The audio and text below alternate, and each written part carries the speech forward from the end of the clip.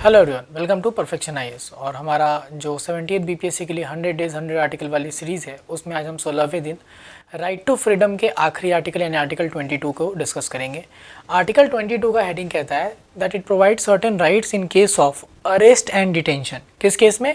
Arrest और detention के case में कुछ अधिकार आपको दिए जाएंगे। किसी कोई भी तरह के ऑफेंस या कोई भी तरह का अगर आपने कोई एक्ट करा है जिसमें हो सकता है कि अरेस्ट की बात की जाए, तो उसके लिए राइट्स यहाँ पे दिए गए हैं।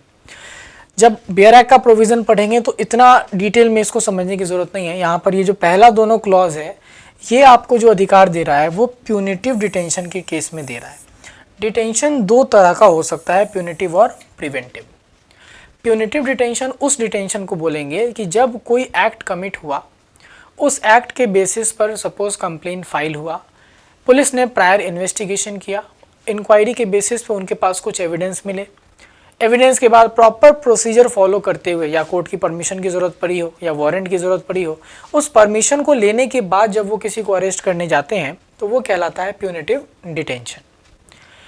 और प्यूनिटिव डिटेंशन के अंदर टोटल 4 अधिकार हमारे कॉन्स्टिट्यूशन में दिए हुए हैं।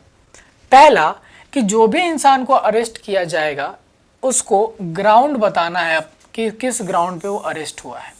तो इन 4 अधिकार को हम लोग 2 पार्ट में बांट सकते हैं। 2 अधिकार अरेस्ट होने से पहले हैं और 2 अरेस्ट होने के बाद। अरेस्ट होने के पहले जो 2 अधिकार है उसमें पहला अधिकार है कि ग्राउंड बताना है, तभी आप अरेस्ट करेंगे ग्राउंड बताने के बाद। दूसरा कि जैसे ही कोई इंसान को आप अरेस्ट करने जाते हैं, कोई पुलिस ऑफिसर, तो जो आदमी जो अरेस्ट होने वाला है उसको ये फंडामेंटल राइट है कि वो अपने पसंद के लीगल प्रैक्टिशनर को कॉन्टैक्ट या कंसल्ट करे। So right to consult lawyer of own choice. ये 2 अरेस्ट के पहले के अधिकार हुए।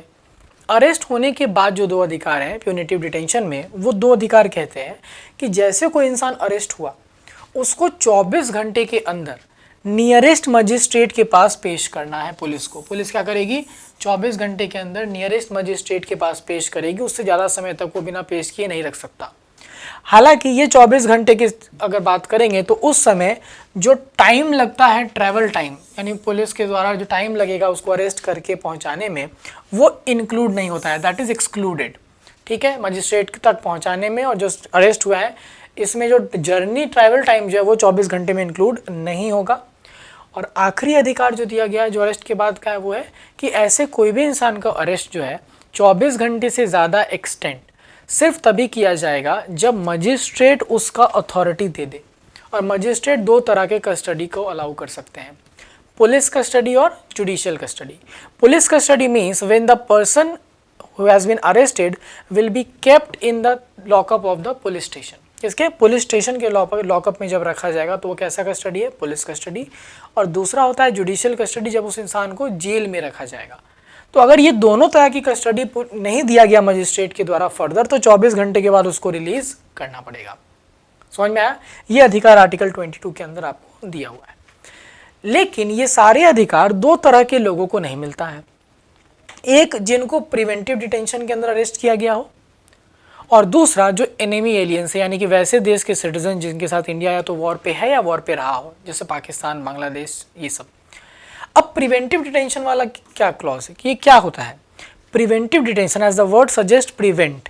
तो जब किसी को अरेस्ट या डिटेन कोई ऑफेंस करने से रोकने के लिए किया जाए, यानी कि पहले ही आप उसको अरेस्ट कर रहे हो, अभी ऑफेंस हुआ नहीं था, so in order to prevent someone from committing an offence, if someone is being detained, it is known as preventive detention. Obviously यहाँ पर जो बेसिस होगा अरेस्ट का, दैट विल बी सस्पिशन यानी शक। और 22 में चौथे क्लॉज के बाद, मतलब तीसरे क्लॉज से अगर आप देखोगे तो ये प्रिवेंटिव डिटेंशन के प्रोविजंस दिए गए हैं। हालांकि ये राइट्स के फॉर्म में कम रिस्ट्रिक्शन ज़्यादा, क्योंकि ऐसे केसेस में जो अरेस्ट या डिटेंशन होगा वो कुछ सीरियस मैटर के लिए होता है। जैसे देश की सोवरेनिटी का बात है, कोई टेररिस्ट एक्टिविटी के लिए सस्पेक्टेड आदमी, उसको आपने अरेस्ट कर लिया, हो सकता है कि वो ऑफेंस ना करे, बट पहले आपने अरेस्ट किया ताकि उसको प्रोटेक्ट कर सकें। इसमें जो प्रोविज़न है वो 3 इंपॉर्टेंट प्रोविज़न समझना है ध्यान से। पहला, जितने भी लोग प्रिवेंटिव डिटेंशन में अरेस्ट होते हैं वो 3 महीने से ज़्यादा डिटेन नहीं रहेंगे। पहला क्या है? 3 महीने से ज़्यादा डिटेन नहीं रहेंगे, मतलब इनडायरेक्टली 3 महीने तक इनका डिटेंशन अलाउ किया जा रहा है। दूसरा कि ये 3 महीने से ज़्यादा भी एक्सटेंड हो सकता है अगर एक एडवाइजरी बॉडी जिसमें हाई कोर्ट के जज बैठेंगे वो एक्सटेंशन दे दे, तो ये 3 महीने से ज़्यादा भी एक्सटेंशन हो सकता है इसका। सेकेंड प्रोविज़न दिया हुआ है कि जो भी ऐसे लोग प्रिवेंटिव डिटेंशन में अरेस्ट हुए हैं उनको उनकी अरेस्ट की वजह रीज़न बतलाना है, लेकिन यहाँ पे टाइम नहीं फिक्स है, जैसे प्यूनिटी में था कि उसी समय बताना है। यहाँ पे लिखा है एज अर्ली एज पॉसिबल, यानी कोई टाइम लिमिट फिक्स नहीं है। और इसमें एक एक्सेप्शन भी है कि अगर ये रीज़न डिस्क्लोज करना पब्लिक इंटरेस्ट के अगेंस्ट जा सकता है तो वैसे केस में ये रीज़न डिस्क्लोज नहीं होगा और बिना रीज़न बताए भी काम चल जाएगा। और तीसरा जो अधिकार दिया गया वो ये दिया गया है कि प्रिवेंटिव डिटेंशन के अंदर जो भी लोग डिटेन हुए हैं उनको अर्लीस्ट अपॉर्चुनिटी दी जाएगी अपना केस पेश करने की, यानी यहाँ भी टाइम फिक्स नहीं है कि कब वो अपना डेजिग्नेटेड अथॉरिटी के सामने केस पेश कर पाएंगे, अर्लीस्ट अपॉर्चुनिटी की बात की गई है। इसके अलावा पार्लियामेंट को पावर है कि वो 3 चीज़ें डिसाइड कर सकता है आर्टिकल 22 के अकॉर्डिंग। पहला, वैसे केसेस जिसमें नॉर्मल डिटेंशन बिना प्रोड्यूस किए हुए कोर्ट के सामने 3 महीने से ज़्यादा हो सकता है, जैसे यूएपीए के अंदर 6 महीने तक डिटेन रह सकते हैं, एनएसए में उससे भी ज़्यादा बढ़ सकता है। दूसरा, मैक्सिमम टाइम पीरियड जितने के लिए कोई भी इंसान एक्सटेंशन लेकर या जैसे भी प्रिवेंटिव डिटेंशन में रखा जा सकता है, कि कितने समय तक परमिशन ले लेकर कोई आदमी प्रिवेंटिव डिटेंशन में रह सकता है। और तीसरा, जो एडवाइजरी बॉडी है वो कौन सा प्रोसीजर फॉलो करेगी, ये सारा कुछ जो है वो पार्लियामेंट डिसाइड करेगी। आर्टिकल 22 का पूरा प्रोविज़न था। आइए इस पे 2 क्वेश्चन डिस्कस करते हैं।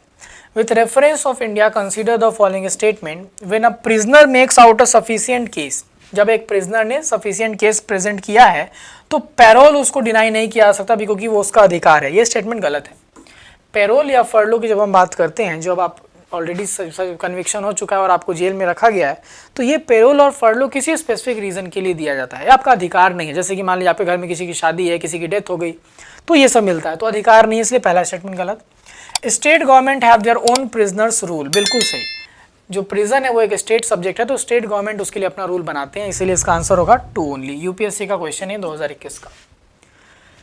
Under article 22 of the constitution with the exception of certain provision stated what is the maximum period for detention of a person under preventive detention। तो अभी आपको बताया प्रिवेंटिव डिटेंशन में कितने समय तक रह सकते हैं, 3 महीने तक रह सकते हैं। हालांकि एडवाइजरी कमेटी ने अगर रिकमेंडेशन दे दिया तो ये और भी एक्सटेंड हो सकता है। तो ये आर्टिकल 22 था हमारा आज का डिस्कशन। अगले दिन हम लोग फिर नेक्स्ट आर्टिकल के साथ जुड़ेंगे। Thank you so much.